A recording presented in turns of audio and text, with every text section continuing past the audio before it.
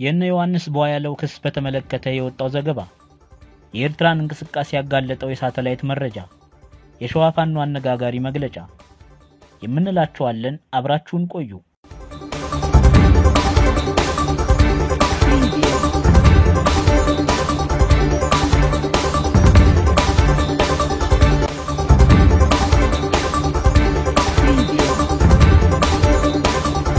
አሁን በሰበር የተሰማው ዜና ደግሞ አረጋ አለባቸውን ጨምሮ በርካታ የጽንፈኛው ታጣቂዎች የረገፉበት ድንቅ ኦፕሬሽን በጎንደር ቋራ ተደርጓል የሚል ነው። ራሱን የቋራ ኦሜድላ ክፍለ ጦር በማለት የሰየመው የጽንፈኛው ኃይል ታጣቂ ለወሬ ነጋሪ ሳይተርፍ አልቋል ነው የተባለው። ጽንፈኛው ኃይል ከገባበት ሁሉ እየተለቀመ ያለ ሲሆን በምዕራብ ጎንደር ዞን ቋራ ወረዳ ሙገጭት አካባቢ በሚንቀሳቀሰው የቡድኑ ታጣቂ ላይ በተወሰደ እርምጃ ታጣቂው ሙትና ቁስለኛ ሆኗል። በዚህም የአካባቢውን ታጣቂ ሲመራ የቆየው አረጋ የተባለ የቡድኑ አመራርን ጨምሮ በርካቶች ስለመደምሰሳቸው ዘገባዎች አመላክተዋል። ቀላል የማይባለውም ጉዳት አስተናግዶ የተማረከ ሲሆን ከምቱ የተረፈው የታጠቀውን መሳሪያ እያንጠባጠበ የተረፈውን መሳሪያ ትቶ መሸሹ ነው የተነገረው። በዋናነትም ራሱን የቋራ ኦሜድላ ክፍለ ጦር በማለት የሰየመው የጽንፈኛ የፋኖ ክንፍ በሙሉ በሚባል ደረጃ ጥቃት ደርሶበታል። በሌላ የሰበር ዜና ደግሞ በሶማሊያ ፕሬዝዳንት ላይ የመግደል ሙከራ ተካሂዷል። የሶማሊያው ፕሬዝዳንት ሐሰን ሼክ መሐመድ ዛሬ ማለዳ ላይ ከግድያ ሙከራ ተርፈዋል። ጥቃቱ በአልሻባብ የተፈጸመ ሊሆን እንደሚችል ነው የተገመተው። ፕሬዝዳንቱን ያጀቡ መኪኖች ከቪላ ሶማሊያ ቤተ መንግስት እንደወጡ ብዙም ሳይቆይ ኃይለኛ ፈንጂ በቅርብ ርቀት ከፈነዳ በኋላ ከፕሬዝዳንቱ አጃቢ ብረትማ ኤስዩቪ መኪኖች አንደኛው በጣም የተጎዳ ሲሆን በርካታ የፕሬዝዳንቱ አጃቢዎች መቁሰላቸው ተዘግቧል። ይህ ዜና እስከሚጠናከርበት ሰዓት ድረስ ፕሬዝዳንቱ ላይ የደረሰ ምንም ጉዳት እንደሌለ ነው የተሰማው።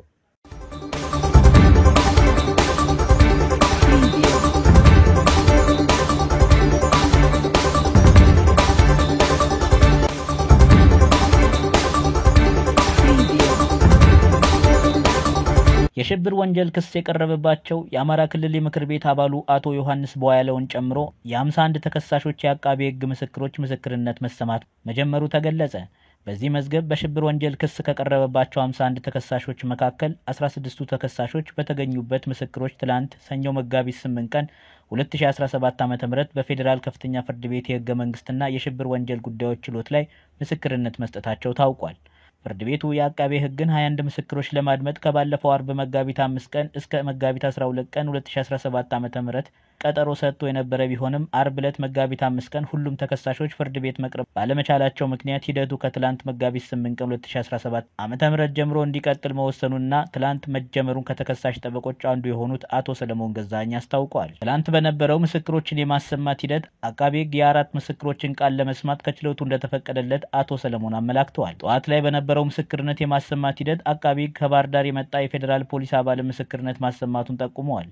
መስካሪው የፌዴራል ፖሊስ አባላት ላይ ስለደረሰው ጉዳት የምስክርነት ቃሉን የሰጠ ሲሆን ከተከሳሽ ጠበቆች መስቀለኛ ጥያቄዎች ቀርበውለት ምላሽ መስጠቱንም አቶ ሰለሞን ገልጸዋል። የእምነት ቃላቸውን ከዚህ በፊት በችሎቱ የሰጡት 16ቱም ተከሳሾች በአቃቤ ሕግ የተመሰረተብንን ክስ የሐሰት ነው፣ ወንጀሉንም አልፈጸምንም ሲሉ መከራከራቸው ከጀርመን ድምጽ የተገኘው መረጃ ያሳያል።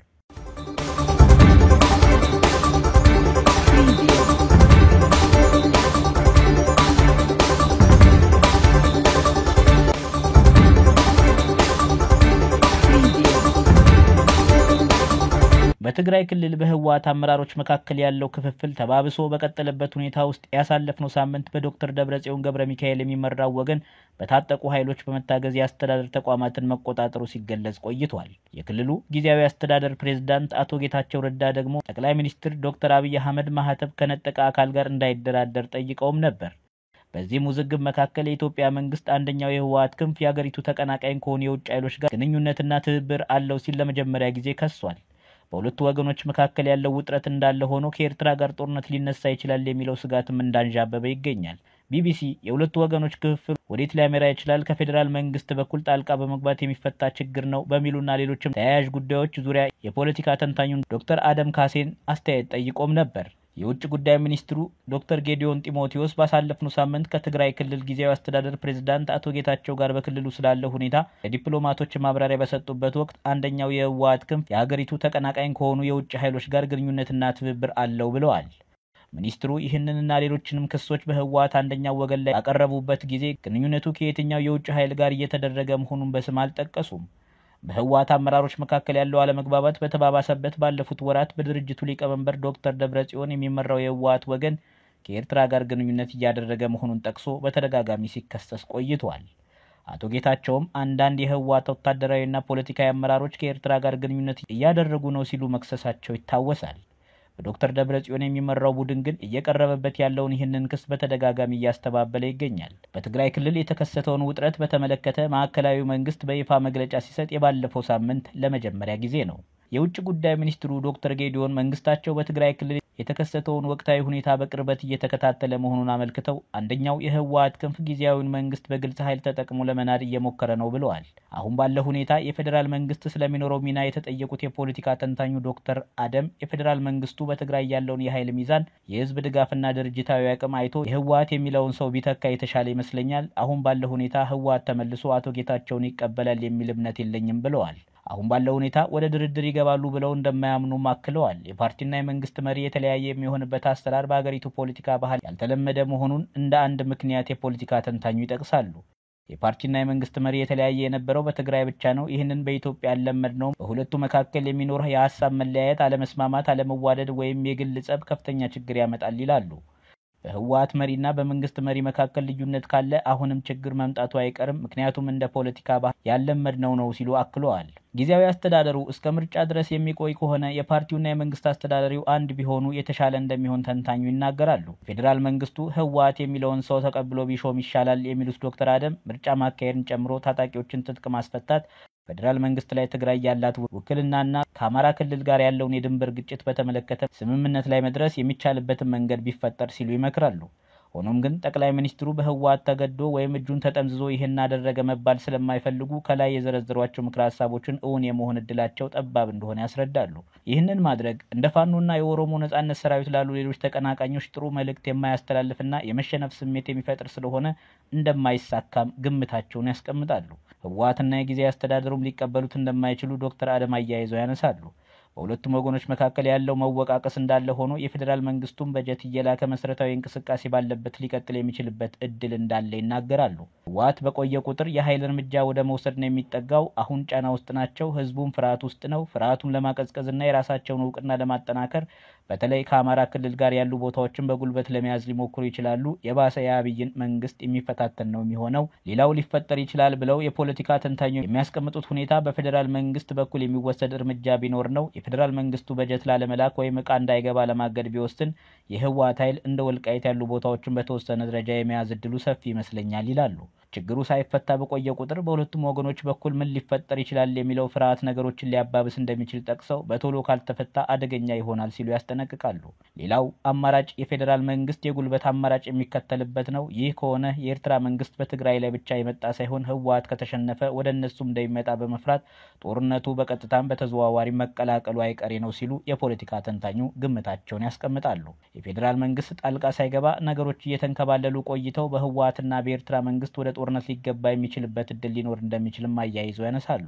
በትግራይ ክልል ጊዜያዊ አስተዳደር ውስጥ በምክትል ፕሬዝዳንት ማዕረግ ያልተማከለ አስተዳደርና ዲሞክራታይዜሽን ካቢኔ ሴክሬታሪያት ኃላፊ የሆኑት ሌፍተናንት ጄኔራል ጻድቃን ገብረተንሳይ በኢትዮጵያና በኤርትራ መካከል በማንኛውም ቅጽበት ጦርነት ሊነሳ ይችላል በማለት ባሳለፍነው ሳምንት ማስጠንቀቃቸው ይታወሳል። ጦርነት የሚነሳ ከሆነ ከሀገር ውስጥና ከውጭም የተለያዩ ኃይሎች የሚያሳትፍ እንዲሁም ዳፋው ለቀጠናው የሚተርፍ እንደሚሆን የፖለቲካ ተንታኞች ሲናገሩ ቆይተዋል።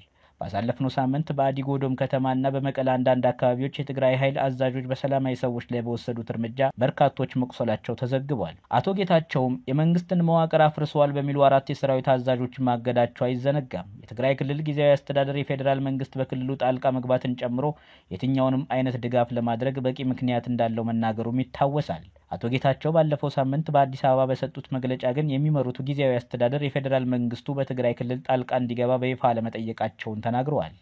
በካቢኔ ደረጃ ተሰብስበን የፌዴራል መንግስቱ ወደ ትግራይ ይግባ ብለን አልጠየቅንም፣ መጠየቅም አያስፈልገንም ብለዋል። አቶ ጌታቸው ባሳለፍነው ሳምንት በአዲስ አበባ በሰጡት መግለጫ በክልሉ መፈንቅለ መንግስት እየተፈጸመ መሆኑን ተናግረው ይህንን ድርጊት የሚያከናውኑ አካላት የርዕሰ መስተዳድርነት ስልጣንን ለመቀበል ከፌዴራል መንግስት ጋር ድርድር ለማድረግ ወደ አዲስ አበባ ሊመጡ ይችላሉ የሚል ግምታቸውን ተናግረዋል። አቶ ጌታቸው ምርጫ ቦርድ አላውቅህም ያደረከውን ጉባኤ አልቀበልም ብሎት ግን ምርጫ ቦርድ ያልከኝን አልቀበልም፣ ስለዚህ ምርጫ አድርጌያለሁ ብሎ የወረዳ ማህተብ፣ የቀበሌ ማህተብ፣ አሁን የከተሞች ከንቲባዎች ማህተብ እየለቀመ የሚውል ኃይል ኮስተር ብሎ ከጠቅላይ ሚኒስትር አብይ ጋር ደራደር ብሎ ይመጣል ሲሉ ተደምጠዋል።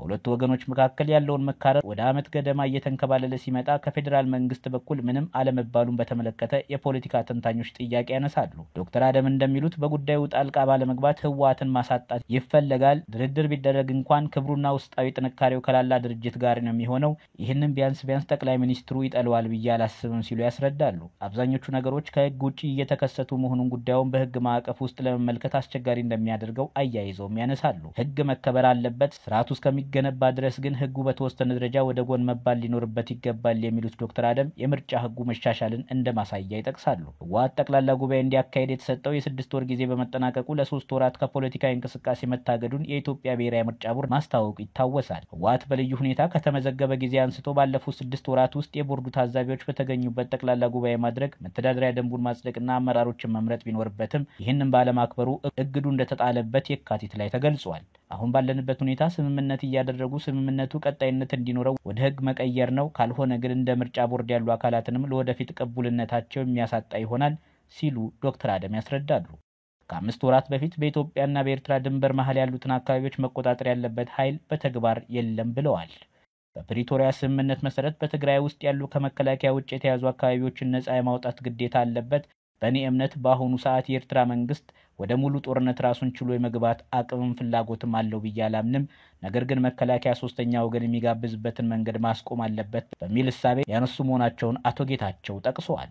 አቶ ጌታቸው ባለፉት 7 ወራት ውስጥ ለጸጥታ ኃይሎች 8 ቢሊዮን ብር ደሞዝ መክፈላቸውን ተናግረዋል። የፌዴራል መንግስት በተያያዘው በጀት ዓመት ለትግራይ ክልል ዓመታዊ በጀት የመደበው 13 ቢሊዮን ብር መሆኑ ይታወሳል። በሌላ ዜና የሳተላይት ምስሎች ይፋ እንዳደረጉት የኤርትራ ጦር በትግራይ አዋሳኝ በዛላምበሳ አቅራቢያ ከፍተኛ ወታደራዊ ግንባታ አከናውኗል። ይህ በተለይ ካለፈው ዓመት ጥር ወር ከነበረው የኤርትራ ወታደራዊ ግንባታ አንጻር ያሁኑ ከ10 እጥፍ በላይ ማደጉን የተጠቆመው። ከሳተላይት ምስሉ እንደምንመለከተው በርካታ መድፎች ተሰልፈው ይታያሉ።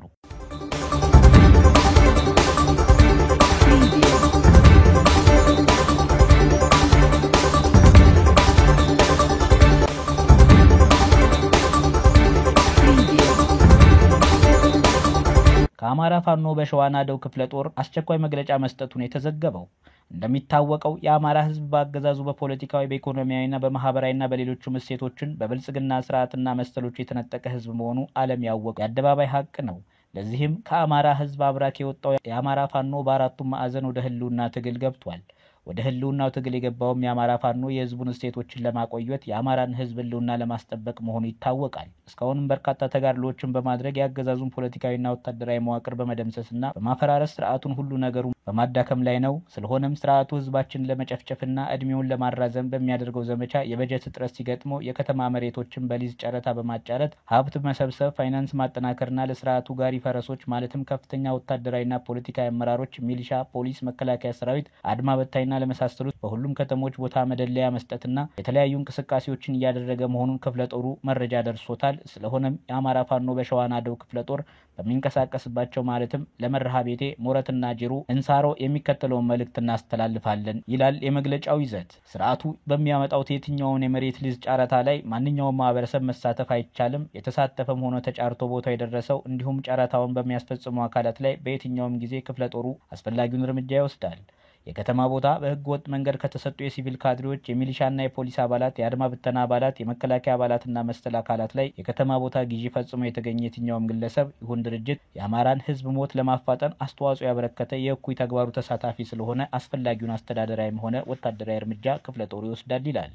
ከመስከረም ወር 2016 ዓ.ም ጀምሮ በየትኛውም ከተሞች ለስርዓቱ ወጋኝ ኃይሎችና በዘመድ አዝማድ ተለዋጭ ስሞች ተሰጥተው የጸደቁም ሆነ በሂደት ላይ ያሉ የከተማ ቦታዎች ምንም አይነት ተቀባይነት እንደማይኖራቸውና ለዚህ እኩይ አማራ አስጨራሽ ድርጊት ተባባሪ የሆኑ የከተማ አስተዳዳሪዎች፣ የወረዳ አስተዳዳሪዎች፣ መሪ ማዘጋጃ ቤቶች፣ የቤቶችና የመሰረተ ልማት ጽሕፈት ቤቶች፣ አደራጅ ማህበራትም ሆነ ሌሎች የሚመለከታቸው ተቋማት ካድሬዎችም ሆነ ፈጻሚ ባለሙያዎች ላይ ክፍለ ጦሩ የማያዳግም እርምጃ ይወስዳል የሚል መግለጫን አውጥቷል። በተያያዘ ዜና የምስራቅ እዝ መገናኛ ኢንፎርሜሽን መምሪያ የሰራዊቱን ግዳጅ የተሳለጠ እንዲሆን ከእዝ ከኮርና ከመከላከያ ሚስጥራዊነቱን የጠበቀ ግንኙነት በማድረግ ሰራዊቱና አመራሩን ተሳስረው ተልዕኳቸውን በውጤት እንዲወጡ ትልቁን ድርሻ እየተወጣ ይገኛል የሚለው ደግሞ የኢፌዴሪ መከላከያ ሰራዊት የዛሬው ዘገባ ነው። የምስራቅ እዝ መገናኛ ግንኙነት አስተባባሪ ሻለቃ ፍቃዱ አየለ በአማራ ክልል ያለውን ጽንፈኛ ኃይል በመደምሰስ የመገናኛ ክፍሉ ከሬጅመንት ከክፍለ ጦር ከኮርና ከመከላከያ ጋር በመተሳሰር የሰራዊቱን ስምሪት ሌት ተቀን ክትትል በማድረግ መልእክቶችን ለሚመለከተው አካል በሰዓቱ እንዲደርስ በማድረግ አመርቂ ግዳጆችን ተወጥተናል ብለዋል። ቴክኖሎጂ ያፈራቸውን አዳዲስ የግንኙነት ማቴሪያሎችን ሙያተኞች እንዲያውቃቸው ለማድረግ አጫጭር የአቅም ማጎልበቻ ስልጠናዎች መሰጠታቸውን የገለጹት ሻለቃ ፍቃዱ አዲሱን ቴክኖሎጂ ወደ ስራ በማስገባት የተጠናከረ ግንኙነት እንዲኖረን ያስችለናል ሲሉ ተናግረዋል። ከታች እስከ ላይ ያለው የመገናኛ ሙያተኛ እርስ በርስ ግንኙነቱን በማጠናከር የታጠቅናቸው ማቴሪያሎች ደህንነት በመጠበቅ ክፍሎችን የ24 ሰዓት ትስስር በመፍጠር ተልዕኳችንን በውጤት እየተወጣን ያለው ደግሞ የምስራቅ እዝ የመገናኛ ሙያተኛ 100 አለቃ መንገሻ ኑርዬ ነው።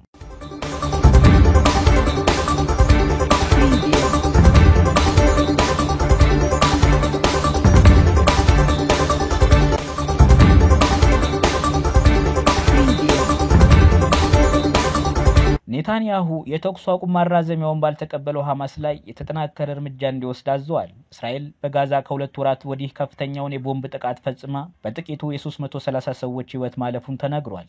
የጋዛ ጤና ሚኒስቴር እንዳስታወቀው የእስራኤል ጦር በጋዛ ሰሜናዊና ደቡባዊ ክፍል ከ200 በላይ የአየር ጥቃቶች ፈጽሟል። በጥቃቶቹ ህይወታቸው ካለፈው ውስጥ ከ50 በላይ ህፃናትና 28 ሴቶች እንደሚገኙበት ነው የተገለጸው።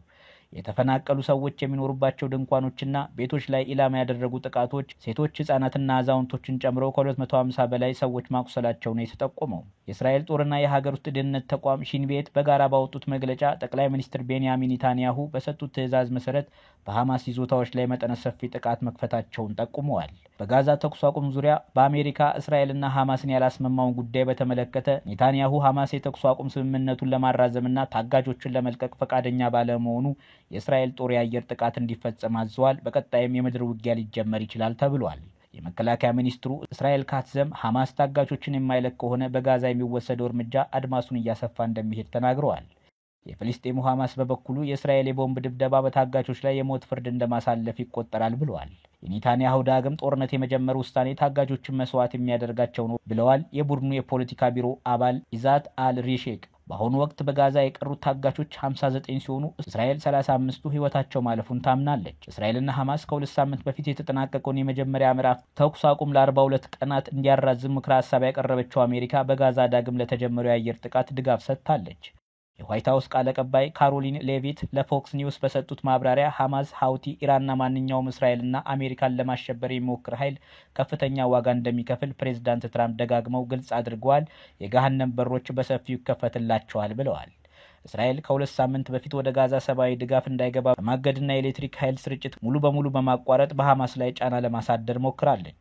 ይሁን እንጂ ሐማስ በአሜሪካ የመካከለኛው ምስራቅ ልዩ መልእክተኛ ስቲቭ ዊትኮፍ የቀረበው የተኩስ አቁም ማራዘሚያ እስራኤል ጦሯን ከጋዛ እንድታስወጣ የሚጠይቀውን ሁለተኛ ምዕራፍ ላለመቀበል የተደረገ ነው በሚል ውድቅ እንዳደረገው ይታወሳል።